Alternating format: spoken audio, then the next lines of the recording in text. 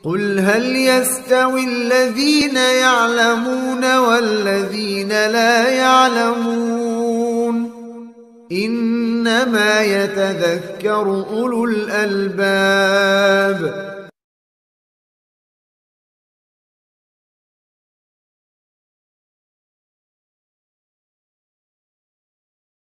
Baiklah, berikutnya hadirin yang dimuliakan Allah Subhanahu wa taala.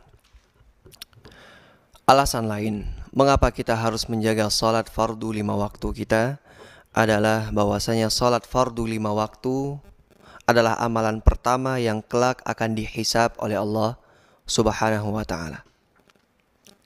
Setiap kita kaum muslimin, kita akan dimintai pertanggungjawaban kelak di akhirat. Kita akan ditanyai oleh Allah Subhanahu wa taala tentang kehidupan dunia kita, apa yang kita kerjakan di sana, tentang ilmu yang sudah kita dapatkan, tentang harta yang kita telah peroleh dan kemana kita membelanjakannya, tentang usia kita, tentang masa muda kita, semuanya akan ditanyakan oleh Allah Subhanahu wa taala. Dan poin penilaian pertama ketika hisab tersebut yang akan dihisab oleh Allah Subhanahu wa taala adalah perkara salat. Ya. Ini menunjukkan kepada kita tentang pentingnya salat. Allah jadikan poin penilaian tentang salat menjadi hal pertama yang akan dilakukan kelak pada hari kiamat. Nabi SAW bersabda, "Awwalu ma yuhasabu bihi al-'abdu yaumal qiyamati min 'amali as-salah." Sesungguhnya perkara pertama dari amalan seorang hamba yang akan dihisab kelak pada hari kiamat adalah tentang salatnya. Ya, adalah tentang salatnya. Apabila salatnya baik, faqad aflaha wa anjah, kata Nabi. Maka dia telah beruntung, dia telah lulus. Ya, dia telah lulus. Dalam riwayat yang lain, apabila salatnya baik, maka ikut baik pula seluruh amalannya yang lain.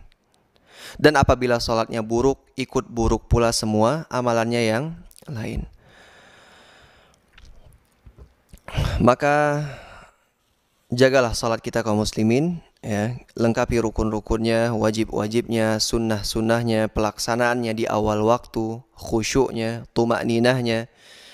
Maka insya Allah itu akan menjadi keberuntungan kita kelak pada hari kiamat yang akan membuat hisab kita ringan setelahnya. Ya, salat baik, maka ikut baik pula seluruh amalan kita yang lain. Apabila kita memperhatikan kaum muslimin, salat-salat fardu yang kita kerjakan, ini dibahas oleh penulis dalam kitab. Kita akan memperhatikan bahwasanya salat adalah penghubung antara kita dengan Allah Subhanahu wa taala. Salat adalah tali yang menghubungkan antara seorang hamba yang ada di permukaan bumi ini dengan Rabb-Nya yang maha tinggi. Ya, menghubungkan antara hamba dengan Allah Sang Pencipta. Apabila salat ini ditinggalkan, maka putuslah hubungan tersebut. Apabila terjaga, maka senantiasa kita terhubung kepada Allah Subhanahu wa taala. Maka salat adalah silah, ya, silah, ya. Salat itu adalah penghubung antara seorang hamba dengan Allah Subhanahu wa taala. Ketika salat, kita meninggalkan semua kesibukan dunia kita, ya.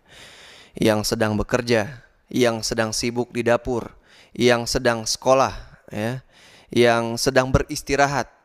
Panggilan salat datang kepada dia, dia tinggalkan semua aktivitas dunia tersebut, menghadap kepada Allah Subhanahu wa taala, menghubungkan diri kepada Allah Subhanahu wa taala.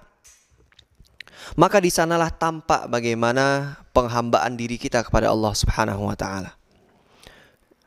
Terlebih salat, apabila kita perhatikan, salat fardu Allah jadikan sebaran waktunya di setiap waktu kehidupan manusia, ya. Subuh ketika dia terjaga dari tidurnya, artinya kegiatan pertama yang dia kerjakan selepas bangun tidur ada salat fardunya, ya. Kemudian zuhur, ya, di tengah hari. Biasanya manusia beraktivitas dari pagi sampai sore, ya, dari pagi sampai sore. Maka di tengah-tengah aktivitas kerjanya, aktivitas dunianya, Allah kembali panggil dia untuk mengerjakan salat zuhur. Dia harus meninggalkan sejenak segala perkara dunianya, menghadap kepada Allah Subhanahu wa taala. Kemudian asar di waktu sore, ya, di waktu sore yang biasanya orang sudah selesai kerja, ya, orang ingin beristirahat, kembali Allah panggil dia. Kemudian maghrib dan Isya di waktu petang dan di waktu malam sebagai penutup dari harinya. Apabila kita perhatikan sebaran waktu yang seperti ini semakin mempertegas kepada kita bahwa salat adalah penghubung antara hamba dengan Allah Subhanahu wa taala. Allah ingin agar kita senantiasa ingat kepada Allah di setiap waktu. Tidak di pagi saja, ya, tidak di malam saja, tidak di siang saja, tapi di setiap waktu. Di subuh, di siang, di sore, di akhir petang dan juga di malam hari. Wa aqimis salata li dzikri, kata Allah, dan dirikanlah salat untuk mengingatku. Sehingga kaum muslimin, orang yang menjaga salat fardu 5 waktunya, dia senantiasa ingat kepada Allah Subhanahu wa taala. Ya, dia senantiasa dibimbing oleh Allah Subhanahu wa taala. Terlebih di dalam salat tersebut, apabila dia kerjakan dengan khusyuk, dia meminta pertolongan kepada Allah. Iyyaka na'budu wa iyyaka nasta'in. Dia meminta hidayah kepada Allah. Dia meminta petunjuk dan bimbingan Allah Subhanahu wa taala agar senantiasa teguh di atas garis yang lurus, ya, di jalan yang lurus menuju Allah Subhanahu wa taala. Dan dia berlindung kepada Allah, ya, dari kesesatan, ya. Dia mengingat Allah dan senantiasa meminta kepada Allah Subhanahu wa taala. Dia berdiri di hadapan Allah Subhanahu wa taala memuja dan memuji Allah. Di dalam sebuah hadis, ya, Nabi Shallallahu alaihi wasallam mengabarkan kepada kita bahwasanya salat selain dia penghubung antara kita dengan Allah, itu juga merupakan bentuk komunikasi kita dengan Allah Subhanahu wa taala. Karena ketika kita salat, kaum muslimin, yang mungkin tidak kita sadari bahwasanya Allah membalas setiap bacaan salat kita, ya. Allah membalas setiap bacaan salat kita. Ketika kita mengucapkan Alhamdulillahirabbil alamin, membaca Al-Fatihah, Allah balas, ya, hambaku sedang memujiku, ya. Ar-Rahmanir Rahim, hambaku sedang menyanjungku. Maliki yaumiddin, majjadani abdi, hambaku sedang memuliakanku. Jadi Allah membalas. Ada interaksi komunikasi yang kita lakukan ketika salat, dan ini harus dihadirkan di dalam diri kita tatkala kita salat.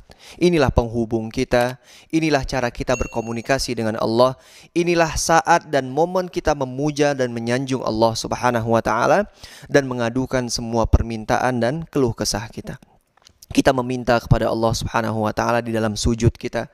Kita meminta kepada Allah Subhanahu wa taala di duduk antara dua sujud kita, meminta di akhir salat kita sebelum salam. Itu semua lengkap, ya, sepaket lengkap salat itu. Ya, di sana ada zikirnya, ada Qur'annya, ada doanya, sehingga lengkaplah peribadahan kita di dalam salat tersebut. Dan Allah Subhanahu wa taala As-Sami', Maha mendengar. Maha mendengar. Ini juga yang harus kita pahami tatkala kita berkomunikasi dengan Allah. Allah itu la yakhtalitu alaihi sautun bi saut, ma ikhtilafil lughat, ma ikhtilafi al-alsun wal hajat, tidak akan pernah tercampur baur, ya. Allah Maha mendengar, yang artinya tidak akan pernah saling tumpang tindih antara suara yang satu dengan suara yang lain. Ya, dipermisalkan para ulama kalau sekiranya ada dua orang di dalam satu shaf sedang salat, ya, maka Allah mendengarkan puja dan puji dari keduanya. Tidak tercampur dua suara tersebut. Dan ketika yang satu meminta A, yang lain meminta B, Allah pun mendengarnya. Tidak akan pernah keliru dan tidak pernah akan tertukar. Yang A minta kelancaran bisnis misalnya, yang B minta rumah tempat dia bertinggal, tidak akan tertukar. Tidak akan pernah tertukar, ya. Tiba-tiba yang meminta kelancaran bisnis, Allah kasih rumah, ataupun yang minta rumah, Allah kasih bisnis misalnya, nggak akan tertukar, ya. Allah Maha mendengar, tidak akan tumpang tindih antara suara yang satu dengan suara yang lainnya. Itulah dia Allah As-Sami'. Maka hadirkan perasaan seperti ini kaum muslimin tatkala kita salat bermunajat kepada Allah Subhanahu wa taala. Sehingga salat yang betul-betul kita maknai, yang betul-betul kita jaga, dia akan menjadi pembersih diri kita, pembersih hawa nafsu kita. Hawa nafsu seorang manusia senantiasa mengajaknya untuk mengerjakan perkara-perkara yang buruk, ya.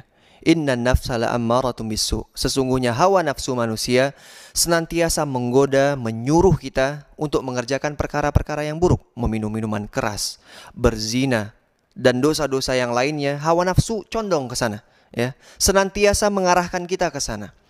Maka salatlah yang menjadi pembersihnya, ya. Wa aqimis shalah. Innas salata tanha 'anil fahsya'i wal munkar.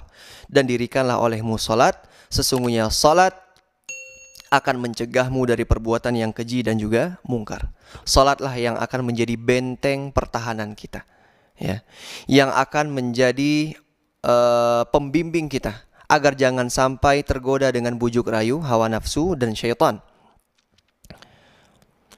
Dan juga di sini dalam kitab disebutkan oleh penulis bahwasanya salat selain pembersih hawa nafsu kita, dia juga adalah pembersih dari dosa-dosa yang kita kerjakan. Nabi SAW dalam sebuah hadis yang diriwayatkan oleh Imam Bukhari dan Muslim, ya, beliau SAW bersabda dari jalan Abu Hurairah radhiyallahu anhu, "Ara'aitum law anna nahran bi babi ahadikum yaghtasilu minhu kulla yawmin 5 marrat, hal yabqa min daranihi syai'?" Nabi SAW bertanya kepada para sahabat, bagaimana menurut kalian kalau sekiranya di depan pintu rumah salah seorang di antara kalian ada air yang mengalir, ya, ada sungai yang mengalir, yang mana dari sungai tersebut dia mandi setiap hari. Karena dekat depan rumah, ya, dia mandi setiap hari sebanyak 5 kali. Hal yabqa min daranihi syai', apakah masih tersisa kotoran dari tubuhnya? Ya, mandi 5 kali sehari, ya, apakah tersisa kotoran di tubuhnya? Maka para sahabat menjawab, la yabqa min daranihi syai', ya, tidak akan tersisa pasti Rasulullah. Bagaimana mungkin tetap kotor padahal dia sudah mandi 5 kali sehari? Maka Nabi katakan, fadzalika mathalus salawat al-khams yamhullahu bihinnal khataya. Maka demikianlah permisalan salat fardu 5 waktu, ya. Salat fardu membersihkan dosa-dosa seorang hamba 5 kali di dalam sehari, sehingga tidak lagi tersisa dosa, ya, noda-noda maksiat di dalam diri orang tersebut.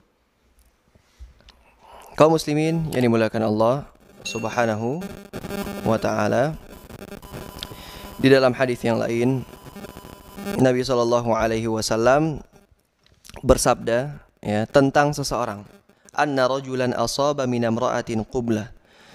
Datang seorang kepada Nabi SAW mengadu kepada Nabi. Dia tergelincir, dia melakukan sebuah dosa, ya, dia tergoda untuk, dalam riwayat, menyentuh seorang wanita ataupun mencium seorang wanita, tidak sampai dia berzina, namun itu adalah perbuatan yang dosa, ya. Kemudian dia mengadu kepada Nabi SAW.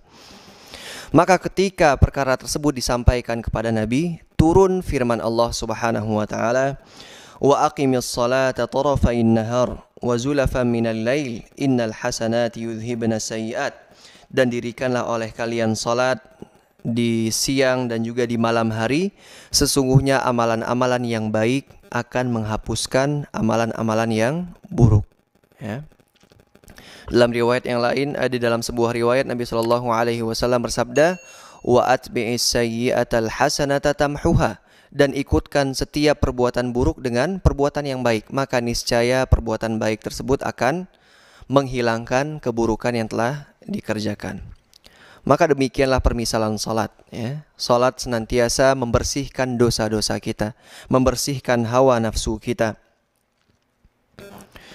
Nabi SAW juga bersabda, as-salawatul khams wal jumu'atu ilal jumu'ah kaffaratul lima bainahun ma lam tughsyal kabair. Salat fardu yang 5 waktu, ya, antar 5 salat itu, ya, dari salat ke salat yang lain 5 waktu dalam sehari, dan juga salat Jumat dari satu pekan ke pekan yang lain, kaffaratul lima bainahun, merupakan penghapus dosa di antara keduanya apabila tidak dilakukan dosa-dosa yang besar. Artinya yang diampuni adalah dosa-dosa kecil kita, ya, dan kita pasti banyak dosanya, ya, pasti berlumuran dengan dosa, dan kita mengharapkan pengampunan dari Allah Subhanahu wa ta'ala. Makna-makna seperti ini kaum muslimin, makna permintaan untuk dosa kita dihapuskan, permintaan hidayah, ya, permintaan pertolongan. Ini adalah komunikasi kita dengan Allah, penghubung antara kita dengan Allah, pembatas antara diri kita dengan kekufuran. Inilah rukun agama kita, inilah kewajiban kita yang paling pertama akan dihisab oleh Allah. Makna-makna seperti inilah yang harus nantiasa kita hadirkan di dalam sholat fardu 5 waktu kita. Dan sholat fardu, kaum muslimin, senantiasa bisa kita tingkatkan kualitasnya. Secara kuantitas dia tidak bertambah, ya. Dia tetap 5 waktu, subuh tetap 2 rakaat, zuhur tetap 4 rakaat, asar tetap 4 rakaat, maghrib 3 rakaat, isya 4 rakaat. Tidak akan bertambah. Justru orang yang nambah-nambah justru dia melakukan sebuah kebid'ahan, ya, beribadah tidak sesuai dengan contoh Nabi. Ya. Rakaatnya tidak akan berkurang, ya. Jumlah waktunya tidak akan berkurang. Namun dari segi kualitas kita senantiasa membenahi diri. Ya, dari segi kualitas kita senantiasa membenahi diri. Bagi yang sholatnya selama ini hanya versi warisan, ya, dalam artian itulah cara sholat yang dulu ketika dia SD, di TPA, di MDA, dari guru ngaji, begini cara sholatnya. Sampai tua itu yang masih dia amalkan, ya. Maka di-upgrade kualitasnya.